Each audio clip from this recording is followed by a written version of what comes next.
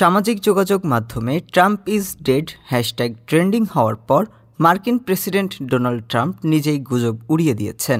Truth সোশ্যালে post করে তিনি বলেছেন, জীবনের সেরা সময় কাটাচ্ছি।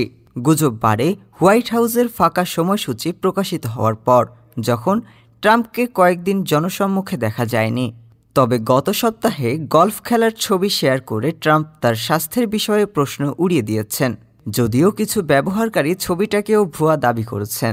উল্লেখ্য, ভাইস প্রেসিডেন্ট জেডি ভ্যান্স বলেছিলেন ট্রাম্প সুস্থ ও উদ্যমী রয়েছেন, তবে কোনো অপ্রত্যাশিত দুর্ঘটনা ঘটলে তিনি প্রেসিডেন্টের দায়িত্ব নিতে প্রস্তুত।